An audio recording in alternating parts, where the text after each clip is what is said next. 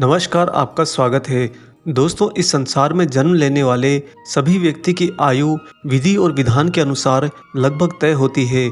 वैसे तो हमारे पुराणों के अनुसार मनुष्य की औसत आयु लगभग 100 वर्ष बताई गई है, परंतु आज के समय के अंदर गलत खान पान करने, गलत दिनचर्या के कारण और अत्यधिक चिंता चिंतन के कारण मनुष्य अपनी ही आयु को स्वयं घटा लेता है। वहीं पर पुराणों में मनुष्य जीवन के बारे में यह स्पष्ट बताया गया है कि वह जीवन के 7 चक्र या फिर 4 फेज़ों में अपने जीवन को पूरा करता है। लेकिन कई लोग ऐसे होते हैं जो उससे पहले ही मृत्यु को प्राप्त हो जाते हैं। अगर मनुष्य के 4 फेज़ की बात करें तो ये फेज़ हैं शिशु, किशोर, प्रौढ़ और वृद्धावस्था। लेकिन कई व्यक्ति चौथे अथवा तीसरे या फिर दूसरे फेज़ तक भी नहीं पहुंच पाते और उनकी असमय मृत्यु हो जाती है। ये अलग बात है कि सबकी मृत्यु के कारण अलग अलग भिन्न भिन्न हो सकते हैं। तो सवाल ये है कि क्या ऐसी असमय मृत्यु को अकाल मृत्यु कहेंगे या फिर कुछ खास कारणों से हुई मौत को ही अकाल मौत कहेंगे। आज के इस खास वीडियो में हम आपको बताएंगे कि गरुड़ पुराण के अनुसार ऐसी अकाल मृत्यु को प्राप्त करने वाली आत्माओं के साथ में मृत्यु के बाद में आखिर होता क्या है। दोस्तों, वीडियो को अंत तक पूरा जरूर देखिएगा और अगर आप चैनल पर नए हैं तो चैनल को सब्सक्राइब भी कीजिएगा। आइए पहले जान लेते हैं कि आखिर अकाल मृत्यु होती क्या है। दोस्तों, गरुड़ पुराण के अनुसार वो मनुष्य जो असमय मृत्यु को प्राप्त हो जाता है, लेकिन शरीर त्यागने के बाद में उसकी आत्मा इस संसार का त्याग नहीं करती, बल्कि अपना जीवन काल पूरा करने के लिए जो समय अवधि उसे विधि विधान के द्वारा इस भौतिक संसार में दी गई है, उसे पूरा करने के लिए वह इसी संसार में बनी रहती है। उसे ही अकाल मृत्यु कहा जाता है। गरुड़ पुराण के सिंहावलोकन अध्याय में अकाल मृत्यु के बारे में बहुत ही स्पष्ट बताया गया है कि अगर कोई व्यक्ति किसी दुर्घटना में, जल में डूबने से, सांप के काटने से, किसी रोग हो जाने के कारण या फिर गले में फांसी का फंदा लगा के आत्महत्या करने से या फिर भूख से पीड़ित होकर अथवा किसी हिंसक प्राणी के द्वारा मारा जाता है तो ऐसा व्यक्ति अकाल मृत्यु को प्राप्त हो जाता है। वहीं पर बहुत से लोग ऐसे भी होते हैं जो आत्महत्या कर लेते हैं। इसके लिए गरुड़ पुराण में आत्महत्या को सबसे ज़्यादा घृणित और निंदनीय कृत्य अथवा अकाल मृत्यु ही बताया गया है। आइए अब जान लेते हैं कि अकाल मृत्यु आखिर होती क्यों है, क्या है इसके पीछे मुख्य कारण। गरुड़ पुराण के अनुसार कई लोग वास्तव में इस जीवन को जीने के अंदर धर्म का पालन नहीं करते, धार्मिक जीवन नहीं जीते, अर्थात धर्म के रास्ते पर नहीं चलते। जो लोग धर्म के रास्ते पर नहीं चलते उनकी अकाल मृत्यु हो जाती है।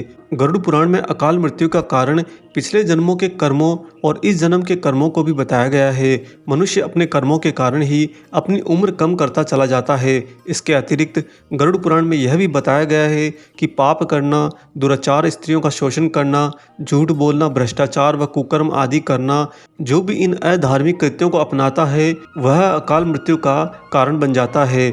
वहीं पर बहुत अधिक पाप करने पर भी व्यक्ति अकाल मृत्यु को ही प्राप्त करता है।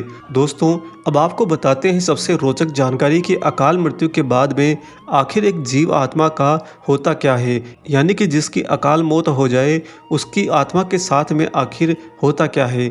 दोस्तों, गरुड़ पुराण के अनुसार जिनकी भी असमय मृत्यु प्राकृतिक रूप से होती है उन्हें कम से कम 3 दिन या फिर 40 दिनों के भीतर ही दूसरा शरीर प्राप्त हो जाता है। लेकिन जो लोग आत्महत्या करते हैं उन लोगों की जीवात्मा पृथ्वी लोक पर ही भटकती रहती है। उन्हें न तो स्वर्ग की प्राप्ति होती है न ही नरक की प्राप्ति होती है। वो तब तक प्रेत आत्मा या अन्य रूप में भटकती हैं जब तक कि वह आत्मा अपना निर्धारित जीवन चक्र यहाँ पर पूरा नहीं कर लेती। जीवात्मा की इस अवस्था को अगति कहा जाता है। फिर आत्मा जैसे ही अपना जीवन काल पूरा करती है उसकी आत्मा को मुक्ति मिल जाती है।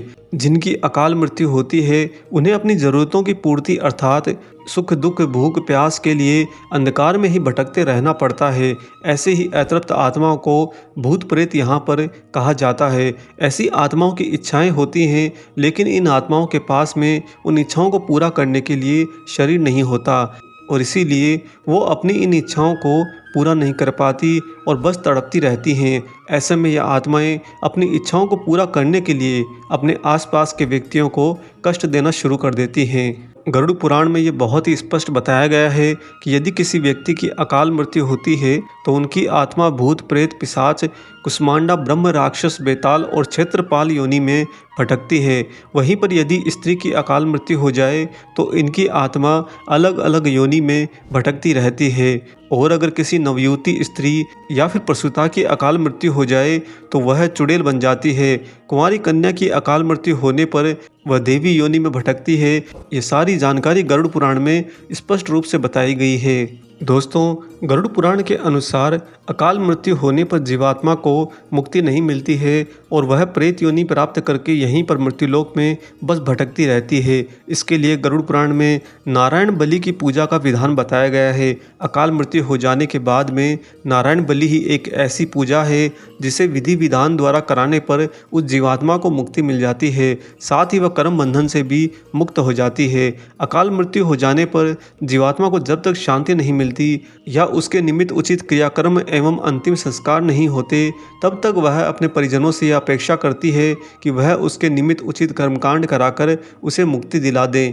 इसीलिए नारायण बलि की पूजा बेहद जरूरी मानी गई है। आशा करते हैं कि आपको गरुड़ पुराण की जानकारी भरा विशेषांक जरूर पसंद आया हो। वीडियो अगर अच्छा लगा है तो जाने से पहले इसे लाइक कर दीजिए और अगर आप चैनल पर नए हैं तो चैनल को सब्सक्राइब भी कर लीजिए।